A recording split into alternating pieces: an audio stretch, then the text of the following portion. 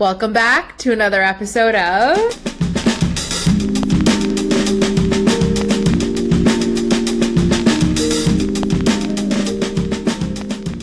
Ruth Sounded with your hosts, with Kaylin Kiefaber and Shanita. maybe a and special Gutierrez. guest who's hovering around my Culham. Produced my by desk. Kaylin Kiefaber, And was it Shanita two because G. it's her Gutierrez. and editor. Elsa. Shanita G. Fine. Do you want to say Gutierrez. hello? Music We have to by hurry up though because Shanita we have part G. 2 of our Gutierrez. Yeah. incredible Graphic design. episode Marie with at Ruth Culham. Lola, do you want to MRKTTNR say at hello? Fiverr. Thank you to Ruth Hello, Culham, and Summer. thanks to you for listening to the Sounded Out podcast. We are super excited. I'm really proud of us, and when I say Yes. us, I mean our Us? incredible editor and producer, you, because we are getting out 2 episodes in a week, and that is all you, Shanita. Well, it's only because it's summer, and I can do it, and that's it.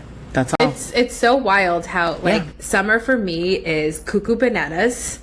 I cannot wait. I'm so sorry to say this to you, I know. but I cannot you. wait for the first day of school. Well, it's exciting because Rye is going into Kindergarten. Yeah, and Lo, what grade are you going into? Do you know? What school are you going to? Peabody. She's going to pre-K 3 in Peabody. PK3. Oh my God, that's so amazing. Has been trying to sneak in behind her brother to get into these classes for 2 straight years, right? When I was a baby. She was crawling and trying to get in, and then she was hobbling in, and then she was running in, and now she just gets to strut in with her backpack. And I was Oh my God, And you were a baby. And we'll Are you find so out her excited? teacher on Monday. Oh Yeah. my gosh, that's amazing. When do you guys start? We start in 2 weeks. 2 weeks from Monday. Not this Monday, the Monday after. The 24th.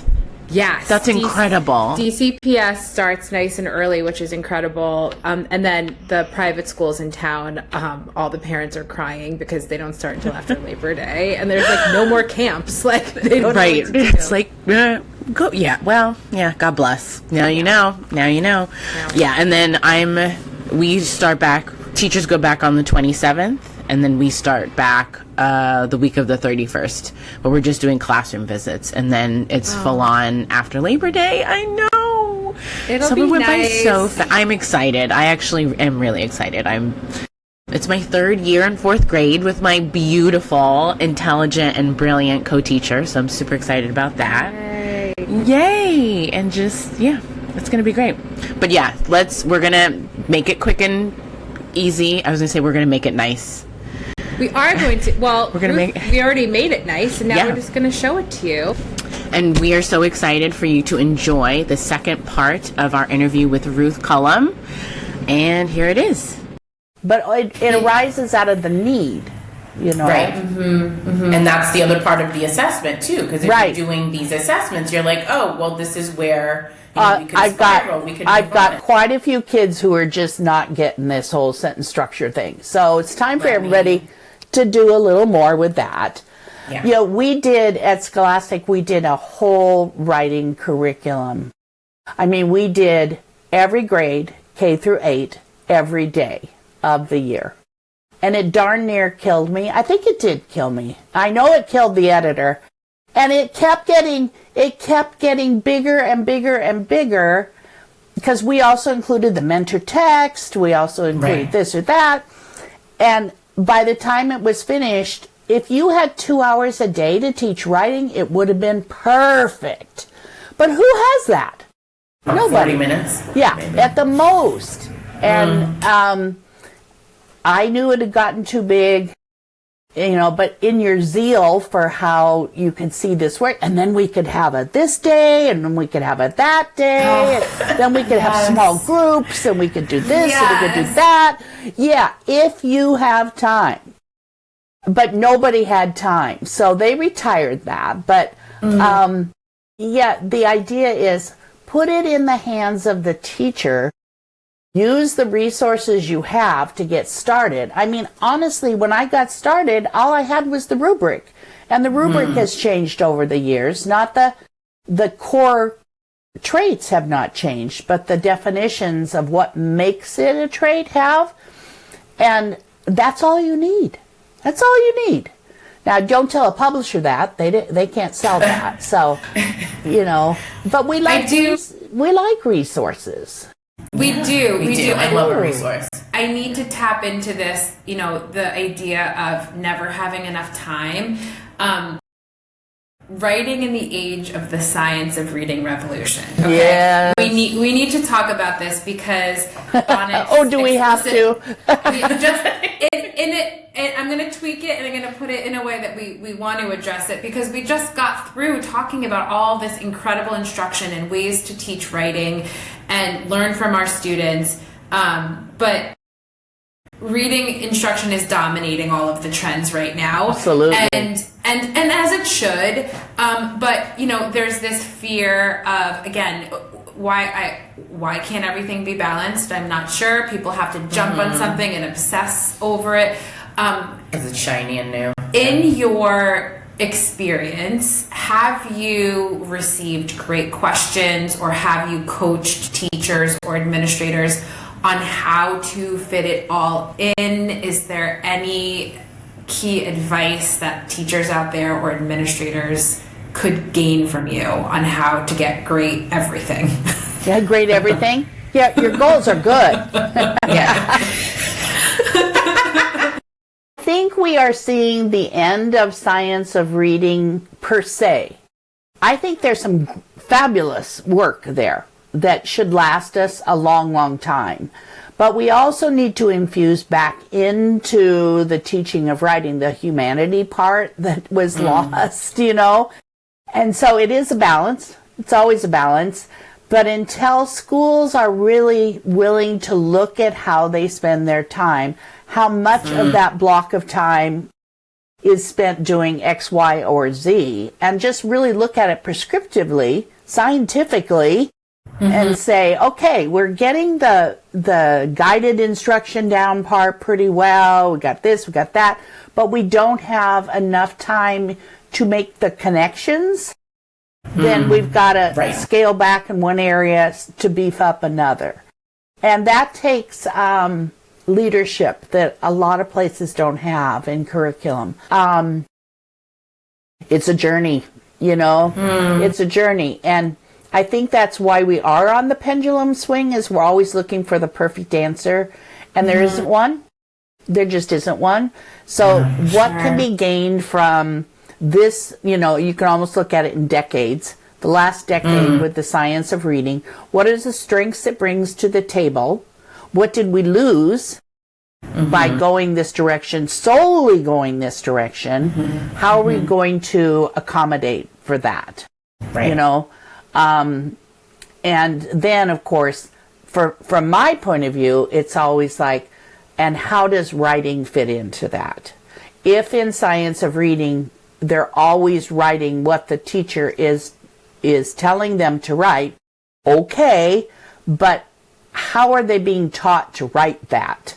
Right. And what is it that we could do to bring that particular topic or that particular mode of writing a bit into better focus? So we did some kits at Scholastic on modes of writing too, that blended the modes with the traits. And so people could see, we're working on a narrative unit now. And so here's some things that we could be writing and how we would do it and what those lessons would look like. And they come with mentor text.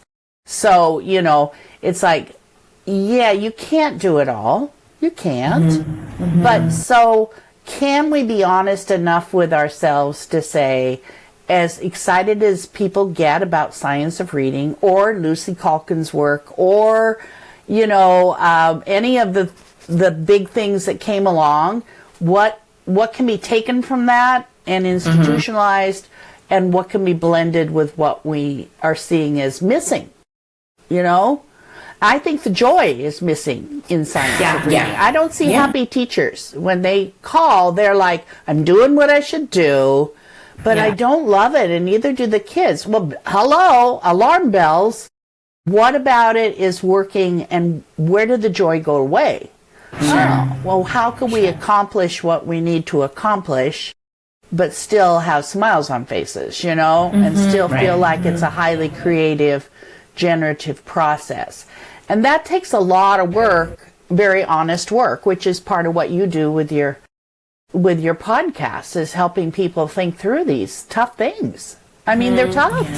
They're really tough. They are tough. They're really tough. I used to say Dick Robinson owned Scholastic for years, and he was just the coolest old guy, and he really got the work, and he took the time to learn what I did.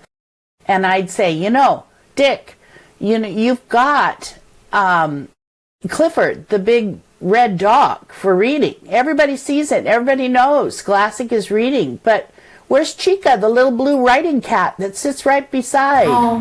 And he's like, yeah, that's not going to happen. And I'm like, but why? He said, yeah, I don't know. He goes, you're right. And so we'd start to have these conversations. But they have a symbol. It's a big red dog. And what could be more powerful than that? But Chica, she's right there. Yeah. She's hanging out. She knows she's not the big red dog, but she also knows she's there. And she needs time and attention too. So, I don't know. Dick died, sadly, rather suddenly a few years ago. And so I've lost my person to say, come on, Dick, we could have a little blue writing cat. Come on.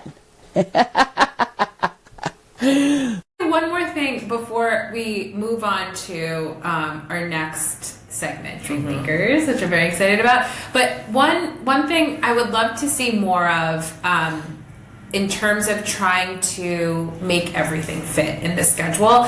I'm in this zone of being a business owner and a mother of 2 children under the age of 5, where my livelihood is based on every week doing a huge brain dump of everything I need to take care of, and then trying to fit that all in the weekly schedule. Yes. And I'm using that metaphor right now, thinking about all of the things that we need to teach. If you brain dump as an administrator everything that needs to get done, say in the kindergarten classroom, and then you take your schedule quite literally and you use a cross-curricular angle, more teaching writing in other subject areas. Absolutely. And not just siloing it into the general classroom. That could be a major, if many districts took that approach. It's Yes. really that could, it's the PYP, it's the IB though, right? It would be a game changer if they could do that. But here's the rub, because we've tried this in a lot of places, and some places it's been fairly successful. You have to have social studies, science, and math teachers who feel comfortable teaching writing.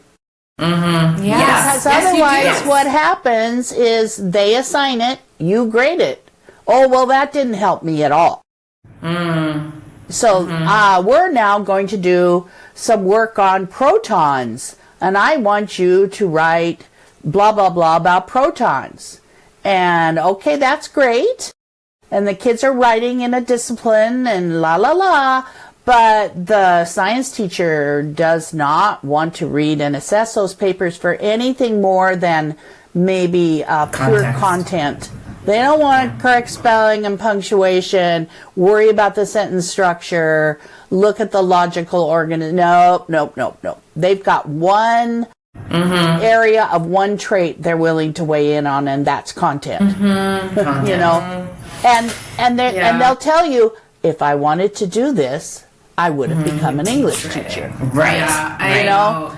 And I've got, there's a district in Missouri that I've worked with over many years where you get to see the fruits of your labor, which is awesome. And so toward the end of when, it was right before COVID, I was working with some middle school science teachers.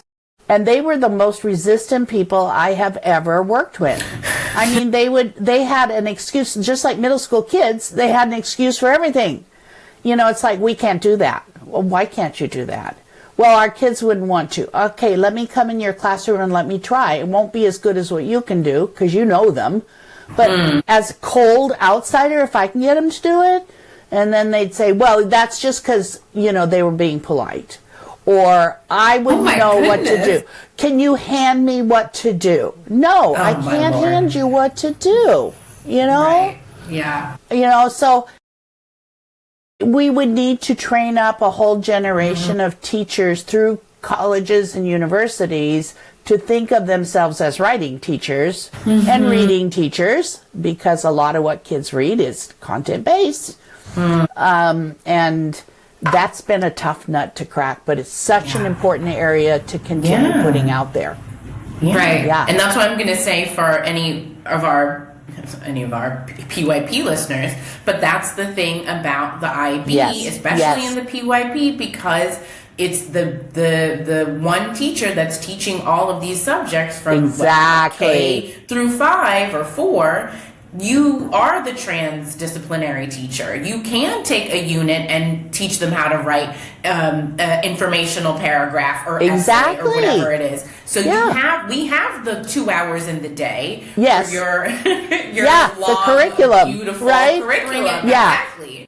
I know. So, I think of it sometimes as allow that. It's like Little House on the Prairie revisited. The one-room schoolhouses, when I first started teaching, and it sounds like a really long time ago, but we had more than 50% of schools in Montana were one-room schoolhouses. I think it's more like 25% now. I mean, Montana's a big place with a small population.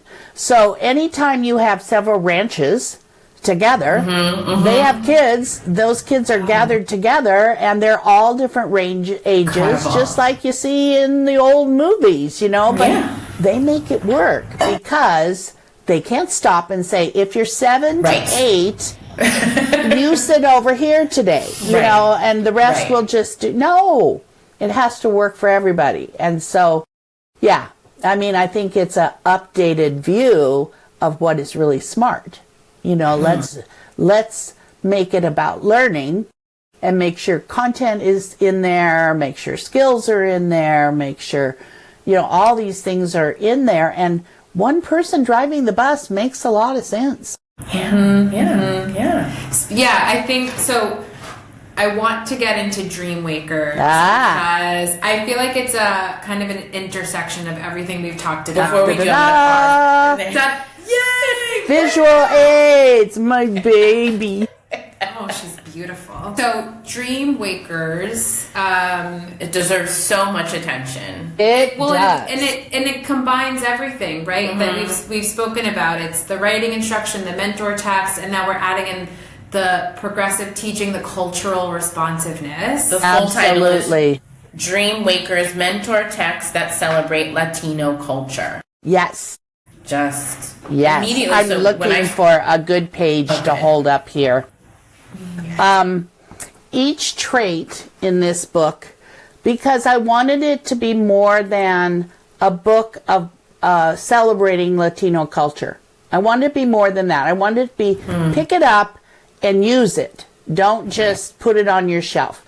So it also had to be fun, because many of us, I'm not Latino, but I just really wanted more books that really, the characters in the books and the situations in the books really read true for a lot of my students. And so I learned a lot doing it. But what happened was, so here's like an example of authors of the books writing for this book about why this is so important.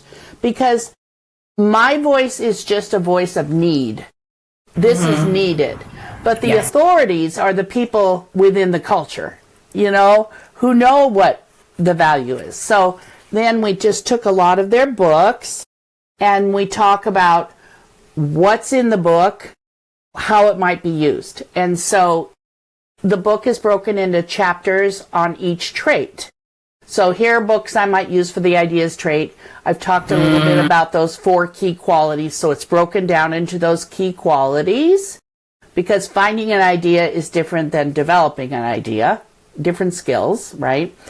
And each chapter begins with the traits being at a dinner party. So we've personified the traits, and they're at a dinner party. It was ideas trait to have the dinner party. It was organization's trait to get everybody there. And, you know, but each chapter starts with a little like personification of the trait, kind of in a lightweight way, but also teaching you about the trait and how interwoven they are. Because people in the past have said, well, you can't break writing into 6 distinct groups. You're right.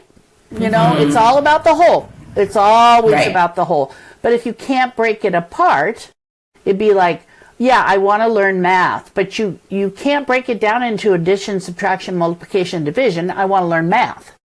Well, but that's how you learn math. Learn math, you know? right. And so this is the same concept. And so it's a lot of fun, and with all the essays from the actual authors themselves, it was just a joyride to do.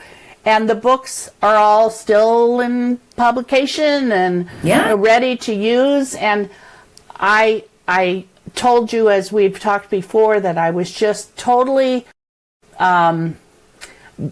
bewildered why it didn't take off as a bestseller. Because the books like The Writing Thief, this book sells and sells and sells and sells. So what's so different about this one? Because it's the same idea, only taken up a notch. Why does it? Because it was marketed to teachers who teach second language. Well, great, but they probably already have a lot of these books, and they're not writing teachers per se. Yeah. I mean, you know, we're all writing teachers, but so it missed its audience. It missed the audience of a classroom teacher who just wants to make sure that their classroom has a nice cultural balance in it, and wants to include books of different ethnicities, different ideas, different worlds, you know. And then COVID hit, so as I was explaining before, my opportunity to clarify that went away. So thank you for bringing it up. Yeah, no, because it's so important. It needs a rebrand, because I'm thinking, you know, actually, when after COVID hit was also such a resurgence of DEI and focus on inclusivity. And, you know, I think that has shown in a really positive way in school districts. Shanita was a DEI coordinator. The importance of looking at your instruction with a lens of diversity had a spotlight on it finally, and this book would just be such a gift. Perfect, and it's fun. It's fun for a teacher. It's fun for kids. There are great activities in there to do with kids. And, you know, it was like, in my mind, it was the first of a series of books, because I live on the West Coast, and so the influence of Asian students is huge in our schools. And so I would have loved to have put together a collection like that. And, you know, always, I've tried to include African American titles because they're so American. You know, everything's all American. But sometimes I think students get a skewed vision of the good writers are just the old Caucasian men, you know, or the old this or that. And no, the great writers come from every background, every experience level. They've just been willing to do the hard work to get their thoughts down.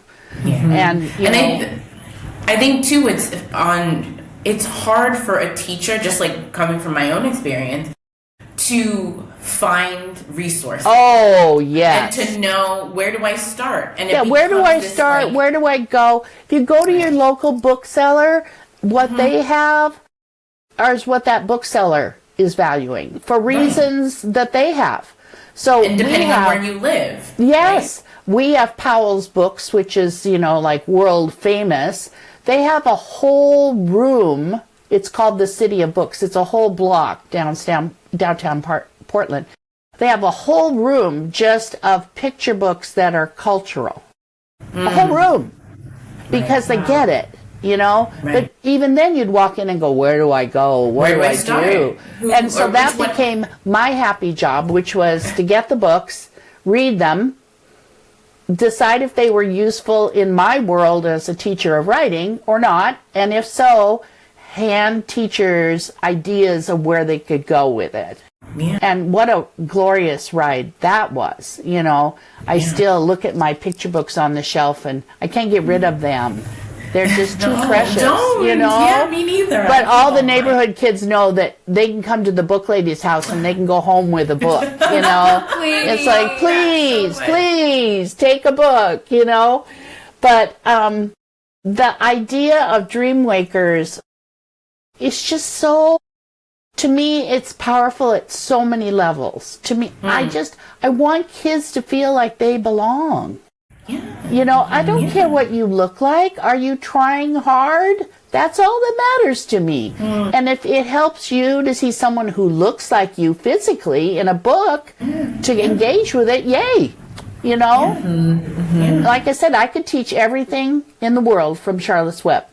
But it's not for everybody as the only book, you know? I read To Kill a Mockingbird every year, have for 35, 40 years. And every year it teaches me more. Would it be the same for everyone? Nope. Nope. It's a masterful book. Everyone will agree to that. But is it your seminal text? No. So I'm trying to find books that kids can say, oh, that's the way we make breakfast, or that's the way our living room looks, or, you know, that's how we make something, because there are a lot of fiction and nonfiction texts in there, and you know, that's how we make that kind of bread or barbecue. Or it's similar. It's similar. Yeah, they can and relate it reminds to it. me of Yeah. Because I feel like for me, just like as a Latino growing up, and you know, I went to private school all my life, and you know, read Charlotte's Web, and read and loved, you know, Little Women and all those books. All it was of them. great. And a lot of the character was similar, right? I always found myself, right? how they could felt. see myself in the characters, but it wasn't until and I actually wrote this down because I have this super core memory of watching Reading Rainbow, and I love that show because I love to read. And there was a book called A Chair for My Mother. Oh, I love that book. And I remember seeing Vera Bradley, right? Yes. And it was a story about a girl, her mom, and her grandma, and that was the family. That was my the family. parents were divorced, right? And I grew up with my mom and my grandma. Yeah. And seeing that dynamic and going, and they are not. She had dark hair. You know, who knows whether they were Latino? Who knows? Or not, but just and deliberately so, right? Of the family made me go. I see myself, and I'm normal. Yes. What I'm experiencing is a good thing. You know, it's like someone wrote a whole book about it. It must be okay. Right. And I feel like I felt that already, but it was just really nice to see it on TV and in this book that I could later buy, and I loved books. So it's like here I am represented. I'm here. Right? Yeah. This is me. And I feel like that's a huge thing. It's huge. For kids to see. And I remember having friends going that's you, your mom, and oh wow. And I'd be like, yeah, exactly. And having, because it's that Jacqueline Woodson, right? What Jacqueline Woodson said, where it's like, you know, it's either a window, right, or a mirror. So you're glimpsing inside someone else's experience, what they're living. And that made my connections, just growing up. It was yes. Yeah. And it's fascinating. And it's really important, too, that a lot of these texts are, super... They're so pivotal within Latino culture. Just the fact that Pam Munoz, when I saw that, I fangirled so hard. Because I read with... 'cause I also tutor, and two of my students read Esperanza Rising. So I read it with them. And we were just reading her words and reading what she said about the importance of this book. She's amazing. She really is. She is. And she's a voice for our time. I mean, I'm just she's the, I think of Esperanza Rising as kind of the Charlotte's Web of our time. You know? It's like everybody should read that book. Yeah, they really should. Because They really should. Yeah. And how it develops. And yet, she's got things, obviously it's a novel, but she's got a passage in there about they were cooking something. I can't remember what they were cooking. But it's a really good example of procedural writing. Yes. You're trying to show kids how to write procedurally without it tasting like cardboard, Right. So look at how Pam wrote it. It's a recipe, but it also has enough good writing qualities in it that you don't mind reading it, We're both taking notes. Yes, furiously. You guys are so cute. You really, get that down. Right. I feel this episode has just revived my joy of teaching writing. It's kind of sad the way it, especially in a one-to-one, reading remediation, writing remediation setting. Yes. It's so, I find myself very grateful that I'm able to have what I never did as a classroom teacher, which is unlimited one-on-one instruction. That's so effective, and it really does. Now my child that I'm working with can go into the big classroom and fly on their own and be more creative. So absolutely. It is good. But I've lost the sauce of the fun, creative. I can do all of this in that 45-minute session once a week. I can add a little more fun. Absolutely. Flavor. For yourself, therefore for the child. I don't think if the teacher is not feeling fulfilled or interested or engaged, you have a chance to make the kid feel that way, no matter what the script says. Unless you believe in it, it's not going to be authentic to the student either.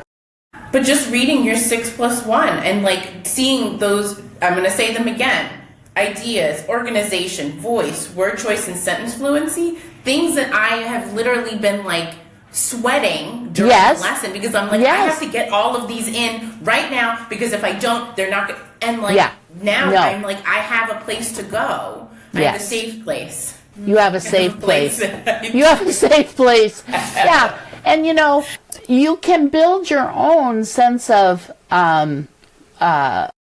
the construction of how you go about it. It's real logical to say, okay, so let's start with the ideas trait because writing begins with having an idea.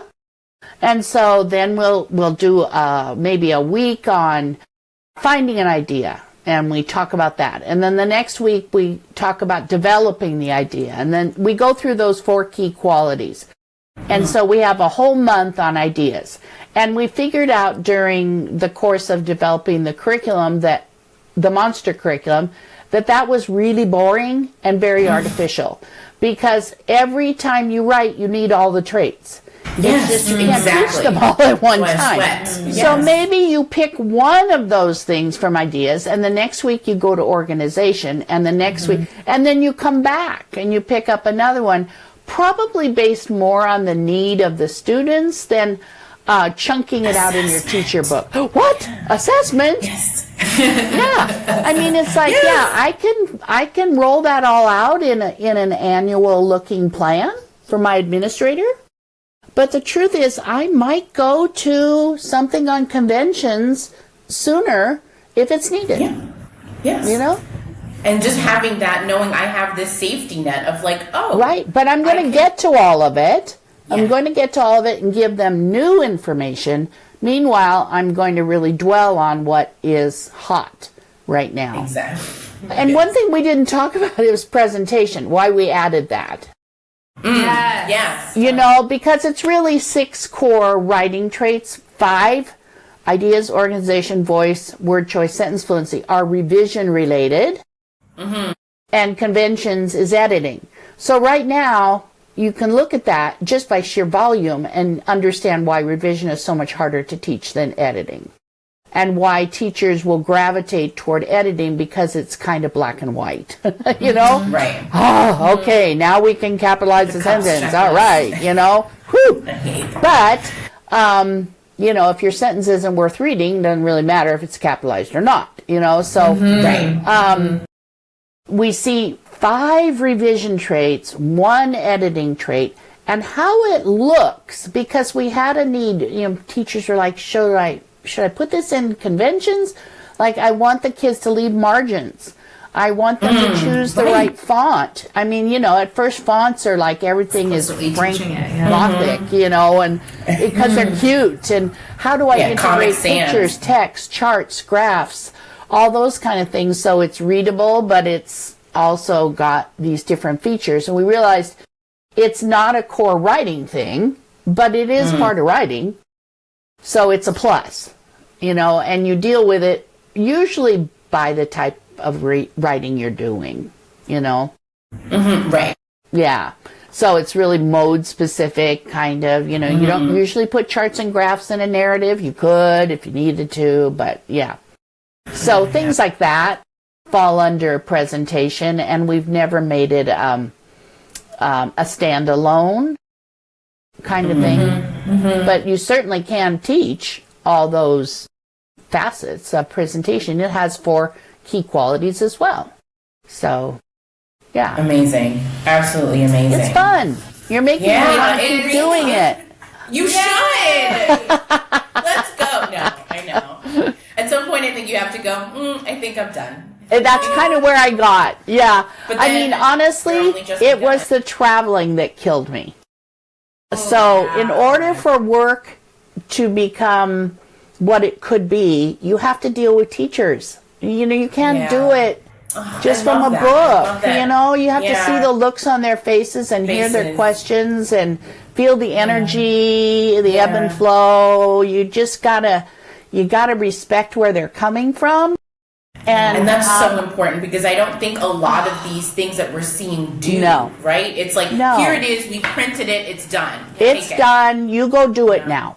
You go do it. And, there are times in workshops where I do like you. I stop and I write something down. It's like, need to do more with this. Need to clarify that. Need to cut this, add that. Whatever it is. But so it's always evolving. And I have like 4 million miles on Delta alone. Oh my God. And I finally said, enough. Now that's the price I pay for living in Portland, Oregon, because everything is away, away.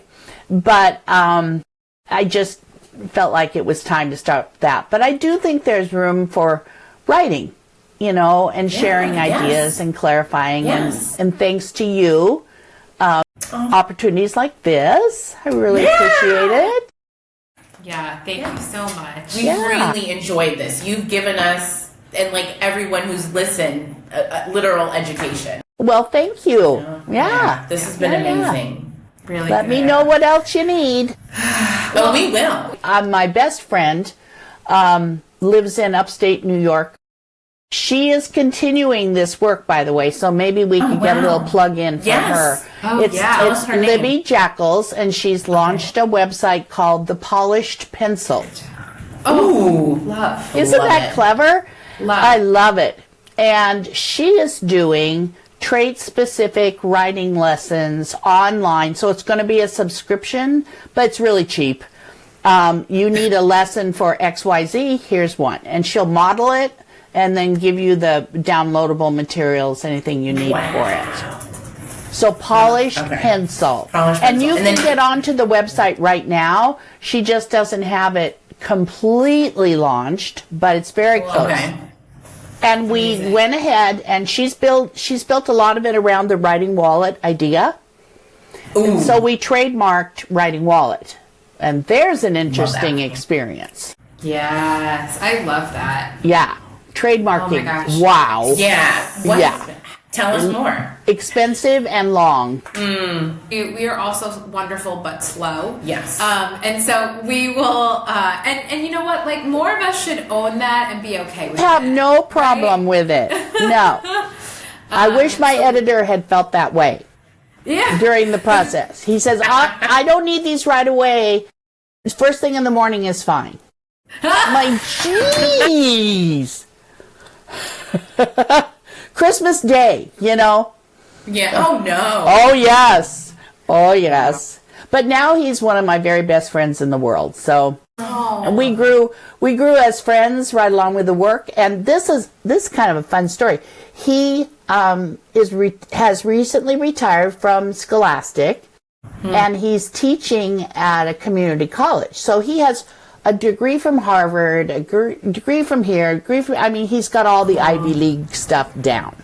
And he decided he wanted to teach at the community college, and so he's doing some intro to writing classes. He says they're all trait-based. He goes, how else could I teach this? Right. God bless. You know? And I'm like, yay! And he said to watch it from being a concept that he was shaping into text to teaching it, he said, I just have no words for how great this is. And sometimes the students, because they're college age, they'll write him like, you're the first person who's ever explained this in a way that made sense to me. Yeah. I can see how already my writing is better. It's like, yeah. It is. It really works. It does. It does. And it doesn't have to kill you. No. It doesn't. No. It shouldn't. Because it drives good teachers out of teaching. That's what we don't want to see happen. Yeah. Well, on that note, Ruth. Thanks, you guys. Close this one out. Thank you so much. Oh, my pleasure. Thank you. It's been a delight. I hope to hear from you again. You will. Okay. Kaylin, what an amazing experience we had with Ruth. I know. Our first celebrity guest. I learned so much from her. Same. She was just, her energy was incredible. Spectacular. And the fact that she was so grateful to be, I was like, wait, you do know that we don't have a following. She was so excited to be on our podcast, which was really just a dream come true. It was amazing. And then when I sent her the text on last week when we had the episode go out, she was like, you guys are the best. And it was like all caps, and she was like super, super kind. You can find her at thepolishedpencil.com with Libby Jackals. She mentioned it during the podcast, and you can go there and find all of her information. So Ruth gifted us each a copy of two of her books that we were super excited about, The Writing Thief and Dream Wakers. And I have my copy here of 6+1 Traits of Writing. She also just recently published another book called Teach Writing Well, How to Assess Writing, Invigorate Instruction, and Rethink Revision. So if you go in our notes, we have all of those links there for you to purchase her books. Seriously, absolutely amazing. I've already started annotating and making notes for this year's all of our writing units. I'm so excited. Yeah. Amazing. You need to circle back on that. We need to remember. I would love to hear specifics on how. I would love to be able to use that in a classroom. Yeah. I'm really excited to see how it's going to go. But yeah, that's it. We're done. We are done for the summer. We are so excited for you to, join us again on Sound It Out. If you want to find our info, we're on Instagram. And, oh my gosh, we're so many places now. Instagram, Spotify, Apple Podcasts, and YouTube, and our website. Yes. Yeah. All right. Lo, do you want to say bye?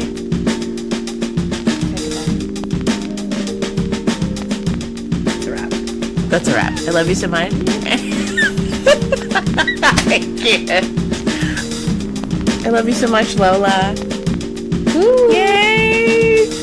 Yay! Goodbye. Thank you for listening to the Sound It Out podcast. Season 2, Episode 4, Interview with Ruth Culham, Part 2. With your hosts, Kaylin Kiefaber and Shanita G. Gutierrez. Special guest, Ruth Culham. Produced by Kaylin Kiefaber and Shanita G. Gutierrez. Editor Shanita G. Gutierrez. Music by Shanita G. Gutierrez. Graphic design Marie at MRKTTNR at Fiverr. Thank you to Ruth Culham. And thanks to you for listening to the Sound It Out podcast. We will, and also, this is probably going to be but I just need to know, because I love organization, especially in my chaotic life with 2 young kids. Yes. Your labeled bins. What's My in labeled those bins. What are they labeled? What do Oh labels my say? God. Tell Last us. year, let me see if you can get the full. So I've got this other side. Everything's about the cats here. And I'm surprised they haven't been up to see us. Oh. So last year, I said, I am cleaning. Oh, I never did it. So I found this guy who comes out to your house and he works with you. He doesn't charge that much, but he will sort everything. You know, I pull everything out. We sort it into, want to keep that, want to recycle this, want to just throw that away. Wow. And it was like 8 hours, but it was like self-fulfilling, kind of like, you know. Yes. And then he said, okay, now I'm going to come back and we're going to get some bins. And now that we see what you're keeping, we've got tech accessories, pens and pencils, markers, just, you know, your standard office stuff. Yeah. And so that's what those are. And I use them all the time. They're beautiful. They're beautiful. Love Then them, yeah. he came back this winter and helped me with file drawers. Because the file drawers are great when they're shut. Nobody can see how much stuff was in there that didn't need to be there. I mean, who needs instruction manuals anymore? Everything's online. Right. You know? Right. Who needs bank records from 20 years ago? No. But you So know, they good went for you away. because they just can't throw that stuff I away. know. It's a generational thing. I know. I'm showing it to you on my phone. It's Yeah, right. exactly. No, it's so true. So you have to be in the right mood, right? Yes. And then you have to find a Michael who can come in very kindly, friendly, no judgment, and then haul all that crap away. Yeah. You know? Michael. Thank God for Michael. God Thank bless. God for Michael. You can find us on Instagram at the Sound It Out Podcast. Our website at thesoundedoutpodcast.com. And don't forget to tune in And sound it out. The Sound It Out Podcast.